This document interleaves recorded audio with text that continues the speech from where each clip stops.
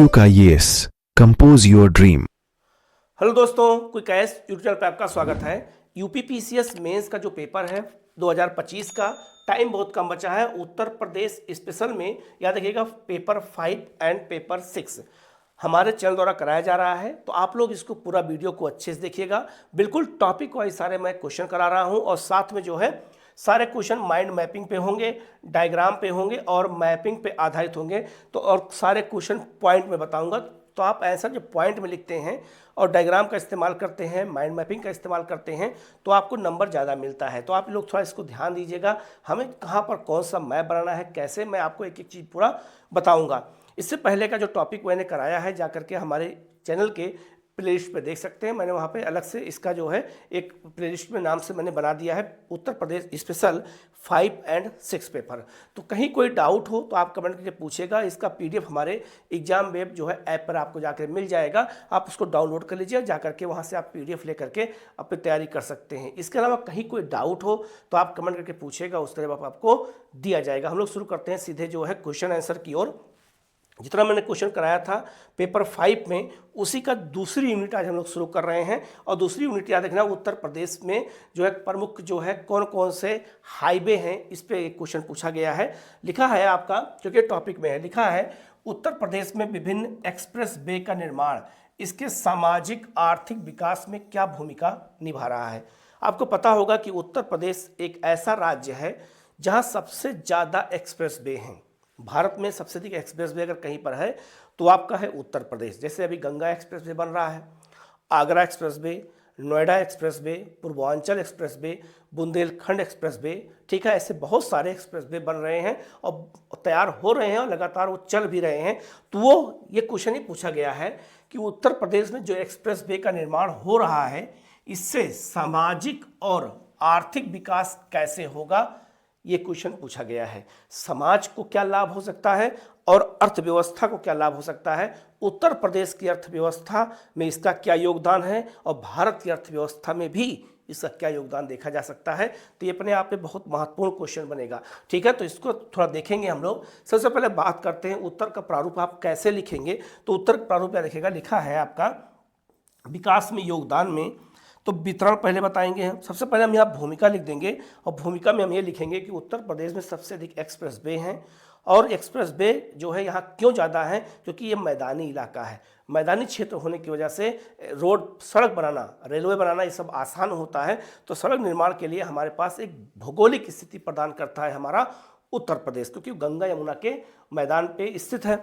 दूसरा वितरण बताएंगे। तो यहाँ हम बताएंगे कि उत्तर प्रदेश में कितने एक्सप्रेस वे हैं, उन एक्सप्रेस वे कौन कौन से एक्सप्रेस वे हैं और उनका एक हम क्या करेंगे, वहीं पर एक जो है उत्तर प्रदेश का मैप बना करके और सारे हम एक्सप्रेस वे को हम क्या करेंगे वहाँ पर दिखा देंगे, ठीक है। तो उत्तर प्रदेश का हम मैप जब बनाएंगे तो वहाँ हम एक एक चीज़ को वहाँ पे दिखाएंगे भी कि जो है कैसे कैसे चीज़ें, कौन कौन एक्सप्रेस वे कहाँ जा रहा है, ठीक है। जैसे अगर हम आपका एक मैप बना करके एक डेमो हम देते हैं तो आप याद रखिएगा, जब हम एक्सप्रेस वे का मैप बनाएंगे तो इससे हम जो है एग्जामिनर को काफ़ी मैसेज दे सकते हैं अपने जो है एग्जाम को, अपने क्वेश्चन को प्रभावशाली बनाने के लिए। क्या करना है, यहाँ से आपको गंगा एक्सप्रेस दिखा देना है ऐसे ही।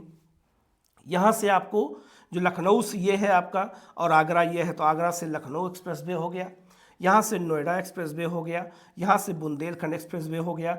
यहाँ से लखनऊ से गाजीपुर तक आपका जो है पूर्वांचल एक्सप्रेस वे हो गया। ऐसे बहुत सारे एक्सप्रेस वे हैं। तो हम मैप के आधार पर इनको बना करके हम इसको प्रभावशाली आंसर में अपने शामिल कर सकते हैं। अब ये मैप हो गया। इसके अलावा हम ये देखेंगे लाभ और हानि क्या हो सकती है। तो याद रखना वितरण के बाद हम क्या लिखेंगे, लाभ लिखेंगे। तो सामाजिक और आर्थिक विकास में क्या लाभ है ये बताएंगे। फिर इसके बाद हम सीमाओं की, आगे सीमाएं जो है उसकी क्या होंगी, क्या सीमाएं हो सकती हैं, मतलब सीमाएं में यहाँ क्या कमियां हो सकती हैं ये देखना है हमें थोड़ा सा। और फिर इसके बाद आगे की राह, मतलब भविष्य में और क्या हो सकता है। तो इस पैटर्न पे जब हम आंसर लिखते हैं तब हमारे लिखना भी आसान होता है, एग्जामिनर को समझना भी आसान होता है और नंबर भी ज़्यादा मिलते हैं। तो हमें इसी आधार पर प्रैक्टिस करनी है जिससे आपको जो है अच्छा खासा जो है आपका नंबर आपको जो है एग्जाम में मिलता रहे। लिखा है आपका, पहले भूमिका मैंने बता ही दिया था। भूमिका जो है प्रभावशाली हमेशा 1 और 2 लाइन की होती है। तो लिखा है उत्तर प्रदेश जुलाई 2023 में एक्सप्रेसवे की संख्या की दृष्टि से भारत का सबसे बड़ा राज्य है, ठीक है।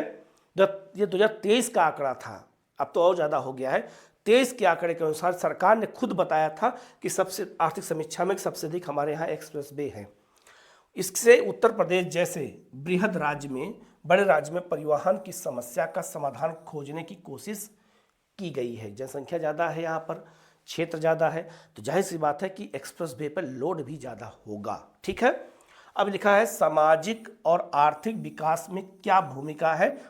एक एक करके हम इसमें सारी भूमिकाओं को अगर हम देखेंगे तो हम जो है सारे भूमिकाओं को हम बिल्कुल पॉइंट में देखेंगे। ठीक है, यहाँ लिखा है आपका, देखो पहला पॉइंट लिखा है कि उत्तर प्रदेश में सड़क दुर्घटनाओं में कमी आएगी। एक्सप्रेस वे जब होता है तो वन वे बनता है, डिवाइडर होता है, वन वे बनता है, तो उससे अलग अलग गाड़ियों की स्पीड के लिए अलग अलग उसमें वे बने होते हैं, अलग अलग लेन बने होते हैं, तो उससे सड़क दुर्घटनाओं में क्या होती है, कमी आती है। लेकिन यहाँ पे अपवाद भी है कि सड़क दुर्घटनाओं में अधिकता भी कभी कभी हो जाती है कहीं कहीं पर, जैसे ओवर स्पीड में, तो वो सीमाओं में आ जाएगा। ओवर स्पीड करेंगे तो कहीं भी समस्या हो सकती है।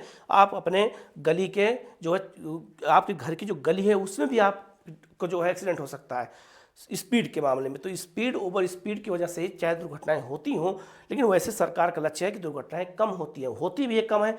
क्यों? क्योंकि वन वे होता है, तो वन वे होने की वजह से ट्रक का अलग लेन होता है, बस की अलग लेन होती है, गाड़ियों की अलग लेन होती है, फोर व्हीलर की अलग लेन होती है, तो थोड़ा सा दुर्घटनाओं में कमी आती है। लेकिन ओवर स्पीड ना करें, हम शराब पी के गाड़ी ना चलाएं तो दुर्घटनाएं नहीं हो सकती हैं। दूसरा, इससे पर्यटन क्षेत्र को बढ़ावा मिलता है, बिल्कुल सही है, और सरकार का उद्देश्य भी यही है कि प्रयागराज को जो है बनारस से, इसके अलावा बनारस को अयोध्या से, अयोध्या को मथुरा से, ऐसे जो धार्मिक या जो है आपका क्या कहते हैं पर्यावरण से जुड़े हुए, चाहे आपका जो है लखीमपुर खीरी का जो है क्या कहते हैं दुधवा नेशनल पार्क है, इन सबको जोड़ने के लिए भी जो एक्सप्रेस वे बनाए जाते हैं, जिससे क्या होता है पर्यटन को, टूरिज्म को बढ़ावा मिलता है, लोगों को कम समय में आने जाने की जो है सहूलियत हो जाती है। मान लीजिए कि प्लेन का टिकट नहीं मिला, मान लीजिए हमें जो है रेलवे का टिकट नहीं मिला, तो हम क्या करेंगे, हमारे पास एक्सप्रेस वे है तो हम आसानी से स्मूथली आ जा सकते हैं। इसके अलावा इससे औद्योगिक गलियारों के संचालन और विनिर्माण में सहायक होंगे, क्योंकि इससे निवेश आकर्षित होगा, और जो है जिसको हम पूर्वांचल और बुंदेलखंड में हो रहे बदलाव से देख सकते हैं।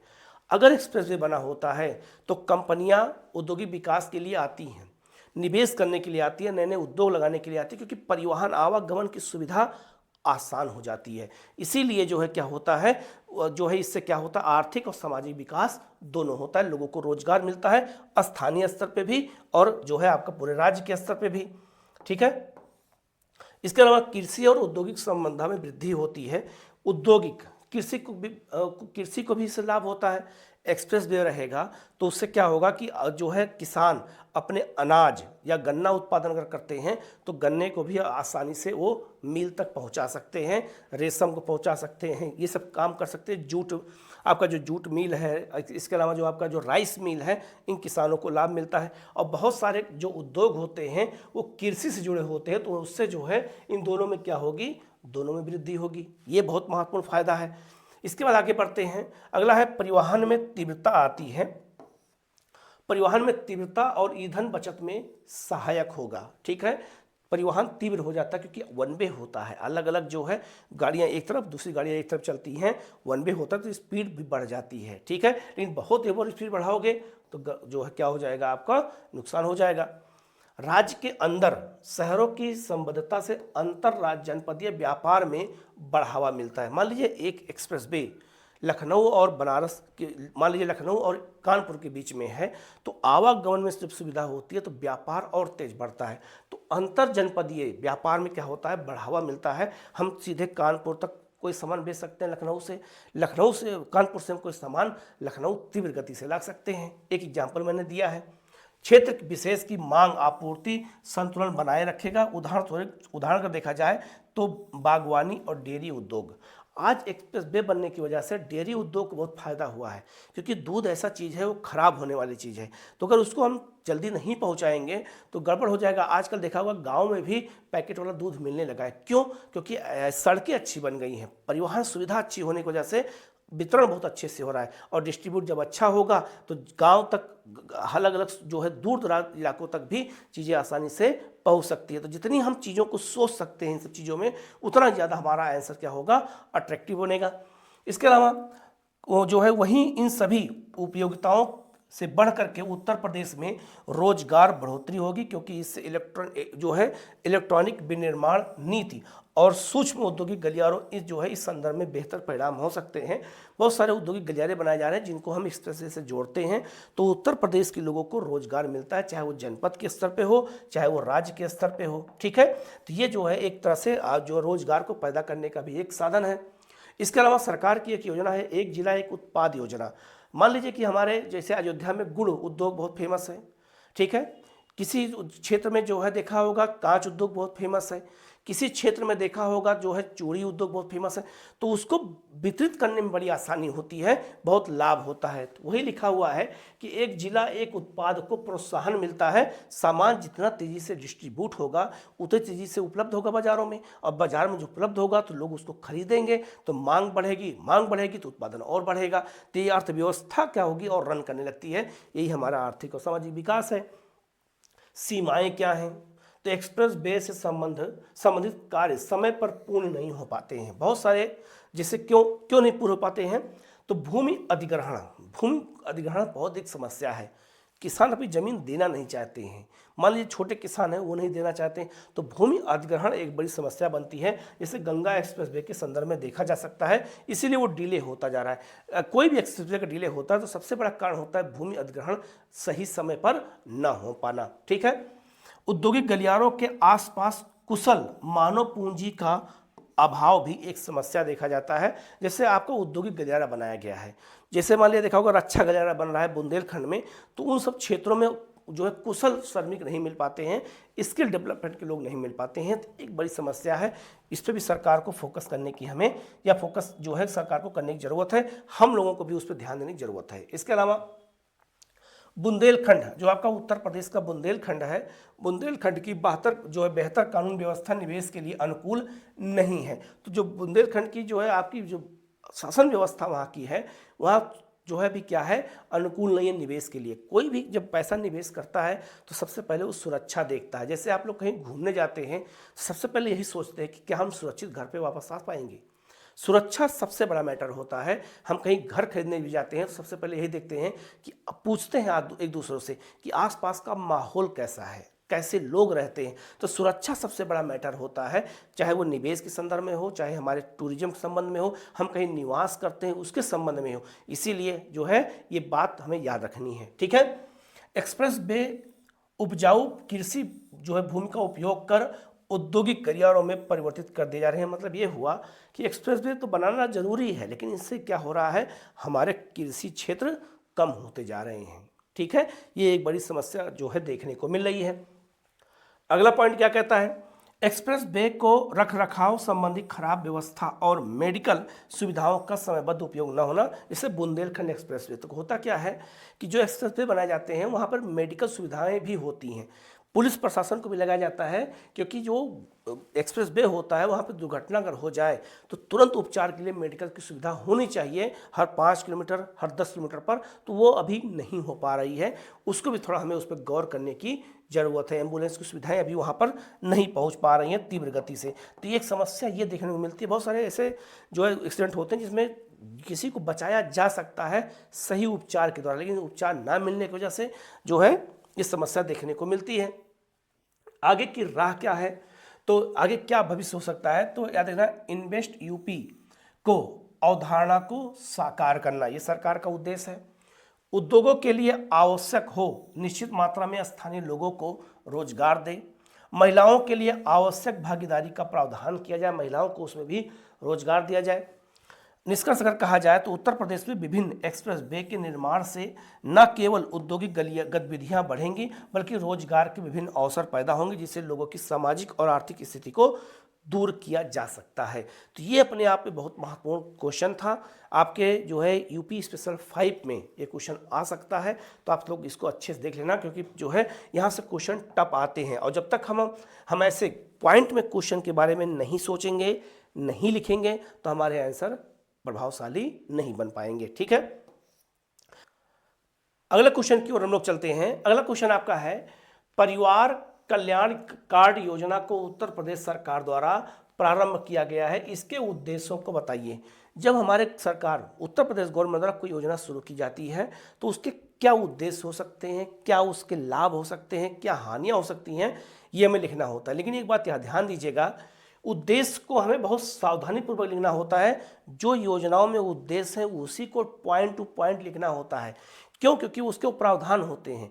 इसीलिए हमें योजनाओं, खास करके जो उत्तर प्रदेश की स्वास्थ्य से जुड़ी योजनाएं हों, शिक्षा से जुड़ी योजनाएं हों, उनको बहुत विशेष रूप से आप लोग ध्यान दीजिएगा। ठीक है, चलिए उत्तर का प्रारूप का क्या होगा, तो उत्तर प्रारूप ये होगा। सबसे पहले अगर कहा जाए तो परिवार कल्याण कार्ड में हम पहले भूमिका बताएंगे कि भूमिका इसकी क्या हो सकती है। तो सरकार ने जो भूमिका हम लिख सकते हैं कि सरकार का जो उद्देश्य है, परिवार का कल्याण करना, स्वास्थ्य सुविधाओं की बढ़ोतरी करना, स्वास्थ्य सुविधाओं को हर परिवार तक जोड़ना, ये सरकार का उद्देश्य है। ठीक है, उद्देश्य क्या हो सकता है, तो आंकड़ों का विश्लेषण करना, जीवन गुणवत्ता में वृद्धि करना, पारदर्शिता लाना, लक्षित लाभार्थी, ये थोड़ा सा भूमिका में इस सब चीज़ों को हम बता दिए हैं। फिर क्या होगा, महत्व क्या हो सकता है, तो योजनाओं का आकलन, राजस्व व्यय, सेवा गुणवत्ता, नीति निर्माण और सहायता सहायक हो सकता है। और फिर हम निष्कर्ष लिखेंगे तो हमारा जो आंसर होगा इसी प्रारूप में हमको लिखने की आदत बन जाएगी। ठीक है, तो ये हमारे लिए काफ़ी सहायक हो जाएगा। आगे बढ़ते हैं। अब यहाँ देखो लिखा है, अगस्त 2022 में उत्तर प्रदेश सरकार द्वारा परिवार कल्याण कार्ड योजना की शुरुआत की गई थी। अगर आपको डेट नहीं याद आ रहा तो कोई बात नहीं है, सन याद नहीं है तो कोई बात नहीं, लेकिन अगर याद है तो लिख सकते हैं। ठीक है, तो 2022 में योजना शुरू की गई थी, जिसका मुख्य उद्देश्य प्रत्येक परिवार के सांख्यिकी आंकड़ों को आधार पर योजनाओं और सेवाओं का लाभ पहुंचाना था। ये भूमिका हो गया। फिर आगे बढ़ेंगे। अब उद्देश्य इसका क्या हो सकता है, तो उद्देश्य को हम बिल्कुल जब पॉइंट में लिखेंगे तभी हमें नंबर अच्छा खासा मिलेगा। लिखा है उद्देश्य क्या है, तो परिवार कल्याण जो है कार्ड को राशन कार्ड आंकड़ों की सहायता से तैयार किया जाएगा, जिसके माध्यम से सभी सरकारी योजनाओं का एकीकृत किया जा सके। सरकारी योजनाओं, सभी सरकारी योजनाओं को इसी कार्ड के माध्यम से क्या किया जाएगा, जोड़ दिया जाएगा, जिससे व्यक्तियों, समाज के जो है अशिक्षित हों, चाहे शिक्षित हों, महिला हों, एससी हो, एसटी हो, गरीब कोई व्यक्ति हो, दिव्यांग हो, भटकना न पड़े। एक ही जगह उसको सुविधाएं मिल जाए, एक ही कार्ड से उसको सुविधा मिल जाए, जिससे जो है योजनाओं को पहुंचाने में सहायता मिले और लोगों को लाभ लेने में भी जो है अच्छा लगे। परिवार निवेश, परिवार विशेष को पहचान पत्र प्रदान किया जाएगा ताकि योजनाओं के लाभार्थी को समझा जा सके।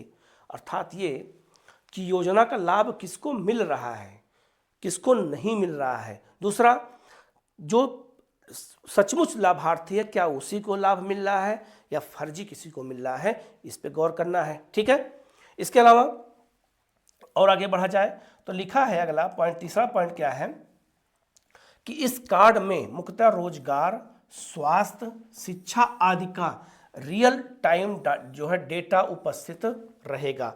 मतलब रोजगार किसको दिया गया, स्वास्थ्य सुविधा किसको मिली है, किसको नहीं मिली है, शिक्षा जो है किसको मिल रही है, किसको नहीं मिली, कितना रजिस्ट्रेशन हुआ है, क्या हुआ है, ये आपको सुविधा मिल सके। परिवार कल्याण कार्ड 12 अंकीय पहचान पत्र होगा जो पारदर्शिता में भी उपयोगी होगा। मतलब कि एक आदमी का एक परिवार का एक ही कार्ड बनेगा, आप 2-3 कार्ड बना करके फर्जी नहीं कर सकते, मतलब पारदर्शिता भी लाई जाएगी। इसके अलावा नागरिकों की जीवन गुणवत्ता को बेहतर बनाने हेतु स्थापित करना है। ठीक है, लोगों को सुविधाएं आसानी से मिल सकें। परिवार कल्याण कार्ड प्राप्ति के लिए व्यक्ति को उत्तर प्रदेश का अस्थायी निवासी होना चाहिए, नागरिक नहीं है, नागरिक राष्ट्र के स्तर पे होता है, निवासी होना चाहिए, जिसमें आधार कार्ड, निवास प्रमाण पत्र और आय प्रमाण पत्र आदि होने आवश्यक हैं, तभी उस व्यक्ति को लाभ मिल सकता है। ठीक है, तो इस आधार पर जो है सरकार ने शुरू किया है, एक तरह से जो है सभी लोगों को स्वास्थ्य सुविधाओं तक सबकी पहुंच को आसान करना है। अब महत्व क्या होगा इसका, तो अलग अलग जब चीज़ें लिखेंगे बिल्कुल पॉइंट में जब लिखते हैं, देखिए पॉइंट में लिखने से क्या होता है कि वो शब्द रिपीट नहीं होते हैं, और जब हम पैराग्राफ पे लिखते हैं तो शब्द क्या होते हैं, बार बार रिपीट होते हैं। ठीक है, लिखा है योजनाओं की जो है उपलब्धियों का सही आकलन हो सकेगा। कि योजनाएं किसको मिल रही हैं, किसको नहीं मिल रही हैं। लक्षित लाभार्थियों तक सेवाओं को जो है गुणवत्तापूर्ण तरीके से पहुंचाया जा सकेगा। उत्तर प्रदेश सरकार के राजस्व उपायों का अनुकूलतम क्या हो सकता है, उपयोग हो सकता है। सरकार जो पैसा खर्च कर रही है वो सही व्यक्ति तक जा रहा है कि नहीं जा रहा है। यह कार्ड जो है योजना और नीति निर्माण में भी सहायक हो सकती है, ये भी बहुत महत्वपूर्ण है। और फिर अंत में हम निष्कर्ष डाल देंगे कि जो सरकार का उद्देश्य है सभी लोगों का कल्याण करना, इसीलिए जो है सरकार ऐसी योजनाओं को लाती है कि परिवार का हर व्यक्ति, उत्तर प्रदेश का हर परिवार स्वच्छ रहे, जो सुरक्षित रहे, शिक्षित रहे। इस आधार पे जो है सरकार का उद्देश्य है काम करना। हम भूमिका ऐसे लिख करके अपने जो है आंसर को काफ़ी अट्रैक्टिव बना सकते हैं। ठीक है, अगला क्वेश्चन बहुत महत्वपूर्ण है। हथकरघा नीति, जिसे हम कहते हैं कि हस्तकला उद्योग कहते हैं, तो उत्तर प्रदेश का सबसे बड़ा उद्योग कौन सा है, हथकरघा उद्योग है। तो हथकरघा उद्योग याद रखना जो है, अगर कहा जाए तो इससे एक नीति लाई गई थी 2022 में, और ये नीति अभी इसके अलावा अभी नहीं लाई गई है। तो 2026, 27, 28 जब तक नई नीति ना आ जाए, पुरानी नीति ही जो है इम्पोर्टेंट है। और उत्तर प्रदेश की जितनी भी नीतियां हैं, चाहे स्वास्थ्य से हों, व्यापार से हों, जो है शिक्षा से हो, स्वास्थ्य से हो, कुछ भी हो जाए, सब नीतियों के बारे में क्वेश्चन पूछा गया है, उनके मुख्य प्रावधान पूछे गए हैं। तो प्रावधान हमें रटना पड़ेगा, याद करना पड़ेगा, उनको समझना पड़ेगा, बार बार लिखना पड़ेगा, तब हमारा आंसर अच्छा होगा। तो लिखा हुआ है कि उत्तर प्रदेश हथकरघा और वस्त्रोद्योग नीति 2022 के मुख्य प्रावधानों का वर्णन करें। तो जो प्रावधान सरकार ने बताया है नोटिस में, वही प्रावधान हमें लिखने होंगे। हम अपने तरफ से कोई प्रावधान का कहानी नहीं बना सकते हैं। कहानी अगर बनाएंगे तो हमारे क्वेश्चन क्या हो जाएंगे, गलत हो जाएंगे। ठीक है, अब आंसर किस प्रारूप में लिखना है, तो उत्तर प्रदेश में हथकरघा और वस्त्र उद्योग 2022 नीति है। हम पहले उसमें भूमिका बता देंगे कि हथकरघा उद्योग भारत का सबसे बड़ा उद्योग है। ठीक है, इसके साथ साथ उत्तर प्रदेश का सबसे बड़ा उद्योग है। उत्तर प्रदेश में हथकरघा उद्योग जो है के अंतर्गत वास्तुकला, इन सब चीज़ों का उत्पादन होता है, खास करके जो है, और जो है इसके अंतर्गत अलग अलग जिलों में उसकी अलग अपनी पहचान है। इसके अलावा मुख्य प्रावधान क्या होगा, तो वैश्विक टेक्सटाइल हब बनाना, 10,000 करोड़ का निवेश, 5 लाख लोगों को रोजगार देना, सब्सिडी देना, यही सब का क्या है, प्रावधान है। तो कुछ प्रावधान को मैंने उत्तर प्रारूप में लिखने का प्रयास करके इसलिए बताने का प्रयास किया जिससे आपको समझ में आए, और फिर निष्कर्ष लिख देंगे तो आपका आंसर क्या हो जाएगा, प्रभावशाली हो जाएगा।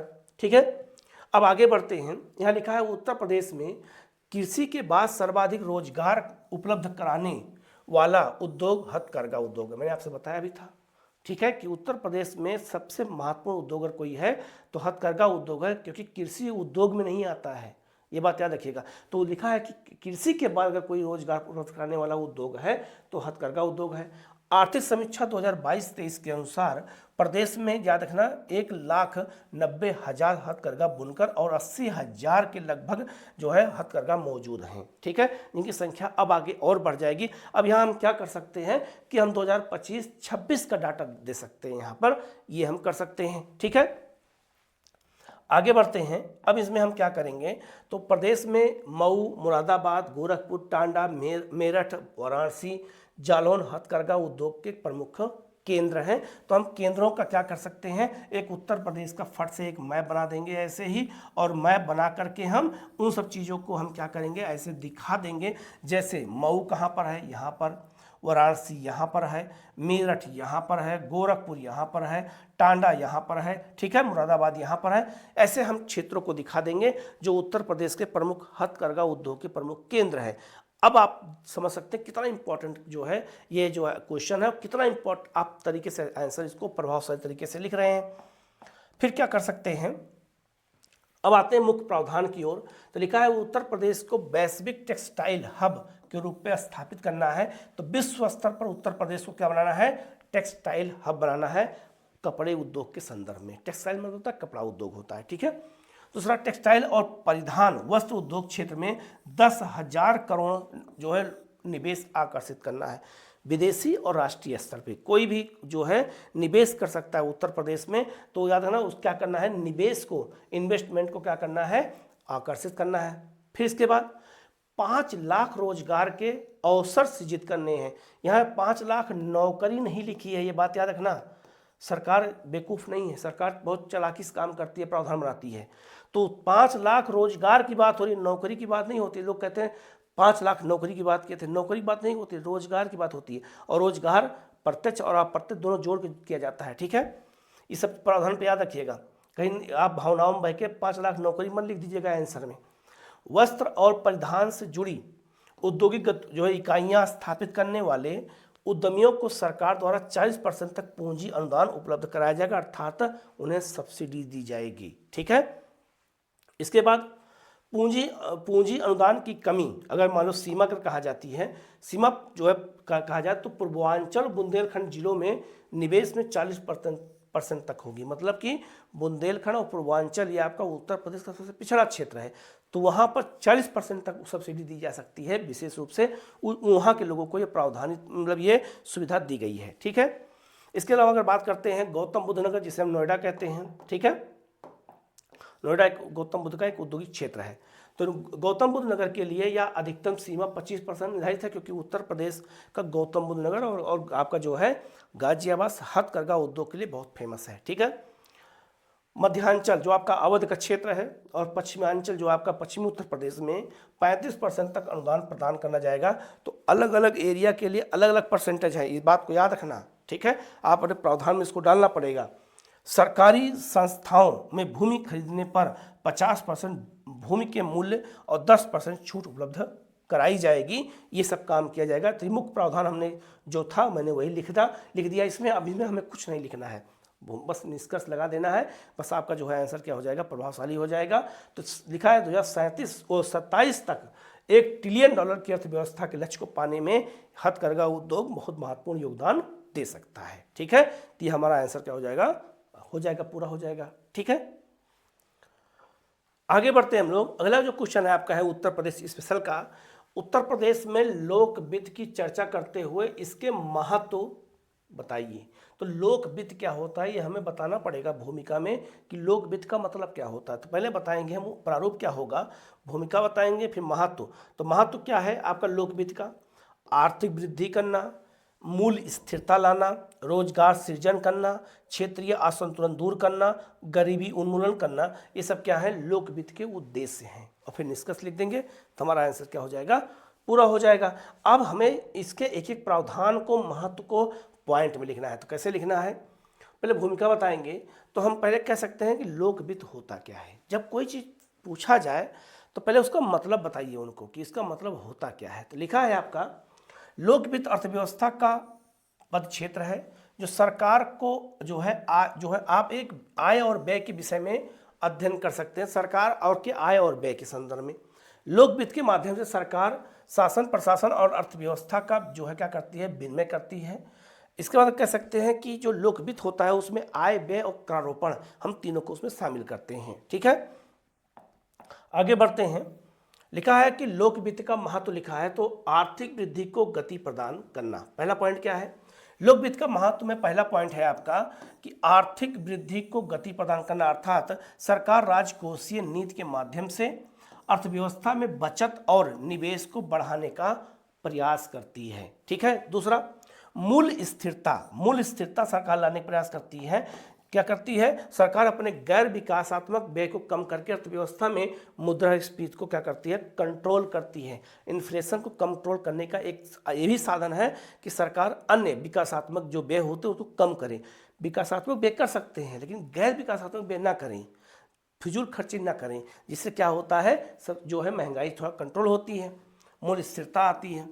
रोजगार का सृजन करना, तो सरकार जब अवसंरचनाओं, सरकारी जो है उद्यम उत्पादन पे काम करती है तो उससे नए रोजगार क्या होते हैं, सृजित होते हैं। इसके अलावा क्षेत्रीय जो संतुलन बनाए रखना, जैसे आपको पता होगा, जैसे अगर एक उत्तर प्रदेश के मैप के माध्यम से अगर हम समझाएं आपको, तो उत्तर प्रदेश में क्षेत्रीय असंतुलन है, ये भी क्वेश्चन बनता है। आप देखा होगा कि पश्चिमी उत्तर प्रदेश ज़्यादा डेवलपमेंट है क्योंकि वहाँ पर हरित क्रांति का क्षेत्र था। आपका जो बुंदेलखंड है यहाँ पर कम वर्षा होने की वजह से यहाँ पर गरीबी बहुत ज़्यादा है। पूर्वांचल क्षेत्र में देखा जाए तो यहाँ पर जो है बाढ़ प्रभावित क्षेत्र होने की वजह से और यहाँ पर मिट्टी अलग प्रकार की पाई जाती है। इसके अलावा यहाँ पर जातिवादी समस्याओं की वजह से यहाँ अलग पिछड़ापन है। मध्याह्न क्षेत्र में जो आपका अवध क्षेत्र है वहाँ की अपनी अलग समस्या। तो क्षेत्रीय असंतुलन है, तो क्षेत्रीय संतुलन लाना है, किसका उद्देश्य है? सरकार का उद्देश्य। तो लिखा है सरकार प्रदेश में व्याप्त क्षेत्रीय असमानताओं, ये क्षेत्रीय असमानताएं हैं, को दूर करने तथा संतुलित क्षेत्रीय विकास को बढ़ावा देने हेतु लोक वित्त और राजकोषीय नीति के माध्यम से पिछड़े क्षेत्रों में विकासात्मक कार्यों को क्या करती है? प्रोत्साहित कर रही है। विकास जो पिछड़ा क्षेत्र होता है, देखा होगा कि बजट में उससे ज़्यादा पैसा दिया जाता है। क्यों? क्योंकि वो उस वहाँ का विकास करके हम क्या ला सकें? क्षेत्रीय संतुलन ला सकते हैं, जिससे कि वहाँ के लोगों के मन में सरकार के प्रति नफरत पैदा ना हो। लोग ये ना सोचने लगे कि उस क्षेत्र का विकास ज़्यादा हो रहा है, हमारे क्षेत्र का विकास कम हो रहा है, इसलिए वहाँ पर क्या होता है? क्षेत्रीय भावनाएँ प्रबल हो जाती हैं, इससे राष्ट्रीय भावनाएँ कमज़ोर होती हैं। तो ये हमें ध्यान देने की ज़रूरत है। जैसे जैसे आप देखा होगा कि उत्तर प्रदेश का बुंदेलखंड पूर्वांचल में निवेश करने पर विशेष वित्तीय प्रोत्साहन दिया जाता है। क्यों? क्योंकि बुंदेलखंड और पूर्वांचल उत्तर प्रदेश का सबसे पिछड़ा क्षेत्र है, तो वहाँ विशेष सब्सिडी सरकार देती है, विशेष अनुदान देती है, विशेष छूट देती है कि लोग आएँ और निवेश करें। राजस्व नीति क्या है? सरकार की प्राप्तियाँ, ऋण और आपका व्यय। तो सरकार जो प्राप्ति करती है, जो सरकार को आय होती है, सरकार जो ऋण लेती है और सरकार जो व्यय करती है, इन तीनों को मिलाकर क्या कहते हैं? राजस्व नीति कहा जाता है। लोक वित्त के लिए यही काम होता है। ठीक है, इसके अलावा और बात करते हैं गरीबी उन्मूलन करना। इसका एक उद्देश्य क्या है? गरीबी उन्मूलन करना अर्थात गरीबी को दूर करना। तो लिखा है लोक वित्त के माध्यम से विभिन्न लोक कल्याणकारी कार्यक्रमों और नीतियों का संचालन किया जाता है। इसमें गरीबों के लिए लक्षित अनुदान आजीविका कार्यक्रम शामिल होते हैं। तो एक तरह से कह सकते हैं कि जो लोक वित्त का पैसा होता है, लोक मतलब क्या होता है? जनता, और वित्त मतलब पैसा, जो जनता पैसा खर्च किया जाए। तो सरकार का यही उद्देश्य है कि जो है लक्षित वर्ग को अनुदान दिया जाए, उन्हें सुविधाएं दी जाए, योजनाओं को उनको लाभ दिया जाए, योजनाएं उन तक पहुँचाई जाए। यही लोक वित्त का उद्देश्य है। इसी संदर्भ में अपना आंसर हमें लिखना है और फिर बाद में हम निष्कर्ष लिख देंगे, तो हमारा आंसर क्या हो जाएगा? इंपॉर्टेंट हो जाएगा और अच्छा हो जाएगा। ठीक है, आगे बढ़ते हैं हम लोग। अगला क्वेश्चन आपका है पीपीपी मॉडल क्या है? पब्लिक प्राइवेट पार्टनरशिप मॉडल क्या है? इसका फुल फॉर्म यही है। उत्तर प्रदेश के विकास में इसका योगदान बताइए। तो ट्रिपल पी मॉडल याद रखिएगा, सरकार का उद्देश्य यह है कि प्राइवेट सेक्टर हमारे साथ आए और सरकार भी मिलकर काम करे। ठीक है, क्यों? क्योंकि हमारे देश की अर्थव्यवस्था मिश्रित अर्थव्यवस्था इसलिए कहलाती है। तो ट्रिपल पी मॉडल पे मतलब ये हो जाता है कि सरकार का काम हो जाएगा निगरानी करना, पैसा लगाएगा प्राइवेट सेक्टर, काम करेगा प्राइवेट सेक्टर, लेकिन तय समय पे काम पूरा हो जाएगा। तो सरकार का उद्देश्य है ये है कि हम प्राइवेट सेक्टर से काम कराएं, तय समय में काम पूरा कराएं, और जो है इससे भ्रष्टाचार में कमी आती है और इससे काम तय समय पर जल्दी पूरा होता है। ठीक है, मॉडल क्या होगा? Triple P model Uttar Pradesh का पहले भूमिका, फिर उत्तर प्रदेश का मॉडल क्या है? जो आपका BOT मॉडल, प्रयोग मॉडल, टोल मॉडल, वार्षिक मॉडल, इंजीनियरिंग खरीद और विनिर्माण मॉडल, और आपका हाइब्रिड जो आपका यूनिटी मॉडल। इतने मॉडल उत्तर प्रदेश के हैं, इनके बारे में जानना होगा, लिखना होगा। फिर विकास में योगदान क्या होगा? परिवहन क्षेत्र में, आर्थिक क्षेत्र में, ई गवर्नेंस में, समाजी विकास में, इसमें क्या हो जाएगा? योगदान हो जाएगा। ठीक है, बढ़ते हैं आगे हम लोग और आंसर के हम प्रारूप को देखते हैं। लिखा है विश्व बैंक के अनुसार ट्रिपल पी मॉडल सरकार के लिए एक ऐसी प्रणाली जिसके द्वारा वह निजी क्षेत्र की विशेषज्ञता और संसाधनों का प्रयोग करके सार्वजनिक अवसंरचनाओं की स्थापना करती है। सरकारी सार्वजनिक अवसंरचना का मतलब मान लेते हैं एक सड़क के निर्माण के लिए नई तकनीक लाना है, पैसा लाना है, जो सरकारों के पास नहीं होता है। मान लीजिए या सरकार लेट पहुंच सकती है, तो क्या होता है, जो प्राइवेट सेक्टर होता है वो अच्छे जो है विशेषज्ञ रखते हैं, क्या करते हैं, नए नए तरीके खोजते हैं, संसाधन नए नए जुटाते हैं, नई नई टेक्नोलॉजी लेके आते हैं, क्योंकि उनके पास पैसा होता है। ठीक है, जिसका लाभ सरकार ले सकती है। ठीक है, तो ये कोई इसमें बुराई नहीं है, बस सरकार निगरानी करती रहे कि प्राइवेट सेक्टर मनमानी ना करने पाए, जनता का शोषण ना करने पाए। BOT मॉडल क्या है? इसके अंतर्गत निजी क्षेत्र द्वारा परिसंपत्तियों का निर्माण कराया जाता है तथा अनुबंध में निर्धारित अवधि के लिए परिसंचालन, रखरखाव भी किया जाता है। जैसे हमारा अनुबंध ले लिया गया कि सरकार इस 5 बीघे खेत को जो प्राइवेट सेक्टर जोतेगा, बोएगा, पैदा करेगा, लेकिन 10 साल 15 साल के लिए, इसके बाद हैंड ओवर कर देना होगा। तो तय समय के लिए जो दिया जाता है निजी क्षेत्र को, उसको क्या कहते हैं, बीओटी मॉडल कहा जाता है उत्तर प्रदेश का। ठीक है, आगे बढ़ते हैं। दूसरा है अनुबंध की अवधि, कॉन्ट्रैक्ट जो है आपका समाप्ति होने पर परिसंपत्ति सार्वजनिक प्राधिकरण को हस्तांतरित हो जाती है। वही मैंने बताया आपको। जो प्रयोग शुल्क आधारित जो है बीओटी क्या है, प्रोजेक्ट का विकासकर्ता प्रयोगकर्ताओं के उपयोग करने के जो है बदले शुल्क पर अपने निवेश का रिटर्न प्राप्त करते हैं। ठीक है, ये इसमें क्या जाता है, मतलब ये हुआ कि जो प्रोजेक्ट का विकास शुरू होगा उसमें जितना पैसा लगेगा उतना उसको जो है क्या किया जाएगा, लाभ दे दिया जाएगा। तीसरा है आपका टोल आधारित बीओटी मॉडल क्या है, तो लिखा है इसके अंतर्गत निजी भागीदारी को परिसंपत्ति मतलब हो गया जो आपकी भूमि लैंड है के निर्माण पर संचालन तथा रख रखाव की जिम्मेदारी निभानी होती है, जिसके बदले में उसे टोल वसूलने का अधिकार मिल जाता है। देखा होगा जो टोल वसूली होती है हाईवे पर, एक्सप्रेसवे पर, उसके बारे में बात कर रहा है। ठीक है, वार्षिक आधारित मॉडल क्या है, इसके अंतर्गत निजी क्षेत्र वर्ष की जो है 1 वर्ष की अवधि के लिए अनुबंध करता है, जिसके बदले में सरकार से निहित मौद्रिक प्रतिपूर्ति प्राप्त करता है। उसको कोई काम दे दिया गया, सरकार उसको पैसा दे देती है कि आपको ये काम तय समय पर पूरा कर लेना है। ठीक है, इसके अलावा इंजीनियरिंग खरीद और विनिर्माण नीति क्या कहती है, ये आपकी नीति जो है इसमें लिखा है कि इसके अंतर्गत निजी भागीदारी परियोजना की पूर्ण अवधि तक इंजीनियरिंग सलाहकार के रूप में सरकार के साथ कार्य करता है। इसमें वित्त का दायित्व सरकार खुद स्वयं संभालती है, बस सरकार क्या करती है, प्राइवेट सेक्टर से सलाह लेती रहती है। ठीक है, इसके अलावा हाइब्रिड जो है आपका जो है ये क्या कहते हैं, यूनिटी मॉडल है, 2016 में लिखा है। इसके अंतर्गत परियोजना का निर्माण रख रखाव निजी भागीदारी से किया जाता है, सरकार भी करती है और निजी क्षेत्र भी करता है।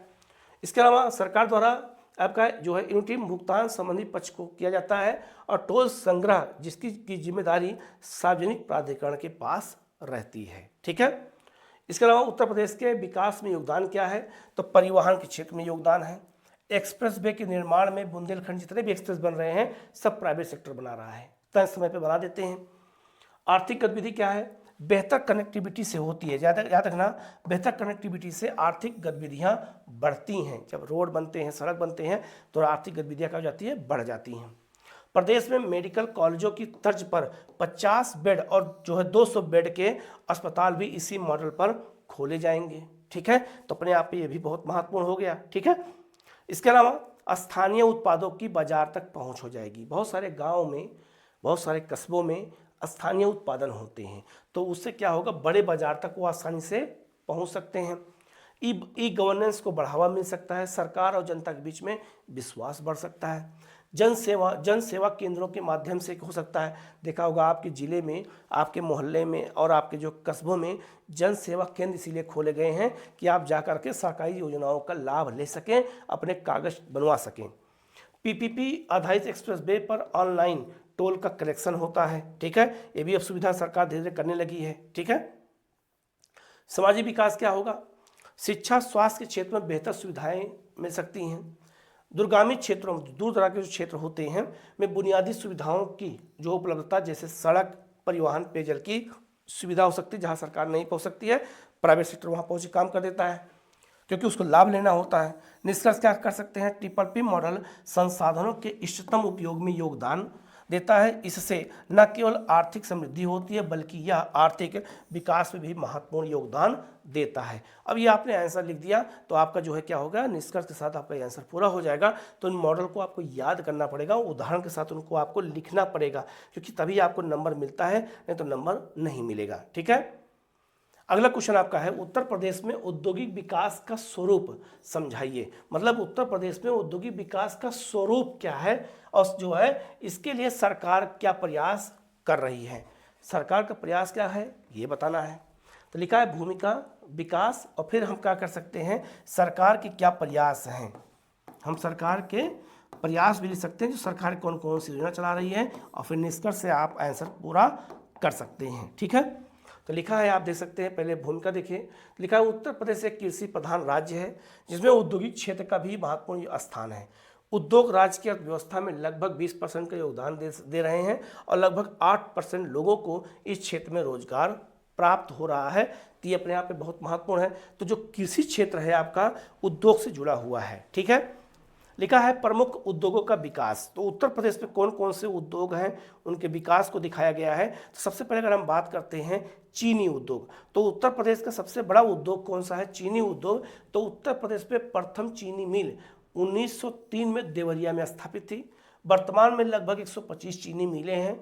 168 सरकारी गन्ना विकास समितियां बनाई गई हैं। ठीक है, गन्ना विकास जो है संस्थान बनाए गए हैं। तो सरकार का उद्देश्य ये है गन्ना उत्पादन को बढ़ावा देना। इसके प्रमुख केंद्र कौन कौन से हैं? मेरठ, कानपुर, सहारनपुर, गोरखपुर, देवरिया, कुशीनगर जैसे क्षेत्र क्या है? गन्ना उत्पादन के प्रमुख क्षेत्र हैं जहाँ पे चीनी उद्योग बहुत फेमस है। ठीक है, जो किसी जुड़ा हुआ है।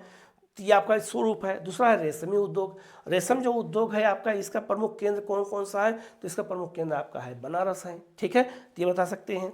चमड़ा उद्योग, ये भी किससे जुड़ा हुआ है? इस उद्योग की शुरुआत कानपुर में की गई थी। वर्तमान में मेरठ, आगरा, बरेली इसके महत्वपूर्ण केंद्र हैं। कानपुर जहाँ पर चमड़ा उद्योग बहुत फेमस है, हम इसको जो है आंसर में लिख सकते हैं। फिर खनिज उद्योग है। तो उत्तर प्रदेश में जो है लगभग 35 खनिज पाए जाते हैं। खनिज नीति भी बनाई गई थी, पीटी में क्वेश्चन आया हुआ था। ठीक है, और बुंदेलखंड और क्षेत्र में विस्तारित किया गया है। तो बुंदेलखंड पठारी क्षेत्र है, इसीलिए उसी क्षेत्र में खनिज ज़्यादा पाए जाते हैं। इसके अलावा अगर बात करते हैं, उत्तर प्रदेश का एक प्रमुख उद्योग है कांच उद्योग। या फिरोजाबाद जिले के कांच उद्योग के लिए विश्व प्रसिद्ध है। यहाँ 200 कारखाने हैं। मेरठ, प्रयागराज, हाथरस, लखनऊ, बनारस जैसे क्षेत्र भी इसके प्रमुख केंद्र हैं जहाँ पे कांच के काम होते हैं। ठीक है, इसके अलावा सूती वस्त्र उद्योग। तो उत्तर प्रदेश का सूती वस्त्र उद्योग बहुत फेमस है। आपको पता होगा कि जो आपका कानपुर है इसे उत्तर भारत का मैनचेस्टर कहा जाता है। ठीक है, क्योंकि कानपुर कपड़ा उद्योग के लिए, वस्त्र उद्योग के लिए बहुत फेमस है। तो लिखा है कि आपका देख सकते हैं वाराणसी, आगरा, मेरठ, बरेली, प्रयागराज जिले भी तक ये फैला हुआ है। ठीक है, तो क्या है आपका सूती वस्त्र उद्योग। सरकार के क्या प्रयास हैं? एक जिला एक उत्पाद योजना सरकार ने शुरू किया है। निवेश मित्र पोर्टल सरकार ने शुरू किया है कि निवेश आप करिए, उसका पोर्टल जो बनाया गया है। उत्तर प्रदेश स्टार्टअप नीति 2020 इसलिए जारी की गई है, यही सरकार का प्रयास है। सरकार की योजनाओं को हमें ऐसे ही लिखना होता है जिससे जो है सरकार के जो प्रयास है ये बताने से आंसर हमारा और अच्छा हो जाता है। उत्तर प्रदेश निर्यात नीति 2019 लाई गई थी इसी उद्देश्य से। फिर निष्कर्ष लिख देंगे 2027 तक जो है 1 ट्रिलियन अर्थव्यवस्था बनाने के लक्ष्य के लिए हमें जो है कृषि के आधारित उद्योगों को मजबूत करने की जरूरत है। औद्योगिक स्वरूप को और ज़्यादा सशक्त बनाने की जरूरत है। तो हमारा आंसर क्या हो जाएगा?